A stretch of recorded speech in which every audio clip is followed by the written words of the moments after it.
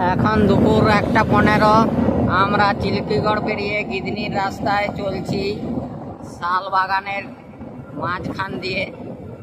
প্রচণ্ড রোদ্দুর, তবুও মাঝে মধ্যে শালবনের ঠান্ডা বাতাস আর ছায়ার মধ্যে এক অন্যরকম অনুভূতি। প্রকৃতি অনেকটাই ঠান্ডা রেখেছে এখানের আবহাওয়া বাতাবরণকে। এত রোদ্দুর তবুও খুব সুন্দর পরিবেশ। আমরা এখন গিদনির রাস্তায় চলে যাচ্ছি। হঠাৎই প্রোগ্রাম, সঙ্গে আমার ওয়াইফও আছে।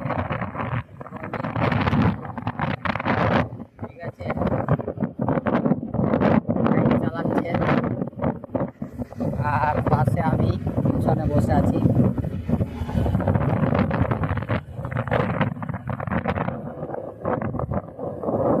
মাঝে মধ্যে রোদ্দুর, মাঝে মধ্যে শালবনের ছায়া আর সঙ্গে ঠান্ডা বাতাস। খুব একটা অসুবিধা নেই।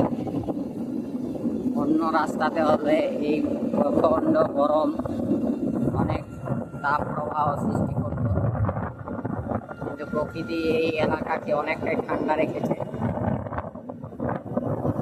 সেই জন্যে গাছ লাগানো খুবই প্রয়োজন। গাছ যে একটা সত্যি ঠান্ডা আরাম দেয় বা অনেক সুবিধা দেয়, এটা তার প্রমাণ। কারণ এই দুপুর 1:30টার সময় এই রোদ্দুরে কোনো শহর বা এলাকায় যদি আমরা এই স্কুটি বাইক নিয়ে বেরোতাম, ঘামে নাজেহাল হয়ে যেত। কিন্তু এত রোদ্দুরের মধ্যে দিয়ে শরীরের মধ্যে একটুকু ঘাম নেই, একটুকু গরম অনুভূতি সেইভাবে মনে হচ্ছে না।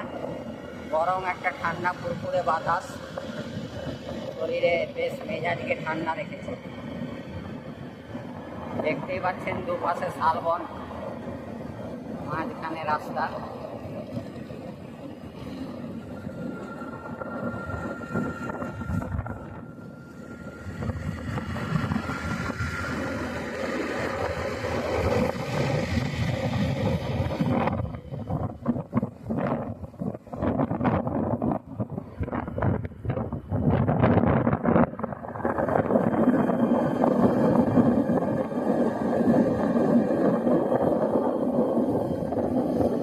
এইসব রাস্তা আর গাছপালা দেখলে এই গানটা মনে পড়ে যায়। এই পথ যদি না শেষ হয় তবে কেমন হতো তুমি বলো তো। কিন্তু পথ শেষ না হলে পেট্রোল শেষ হয়ে যাবে গাড়ির।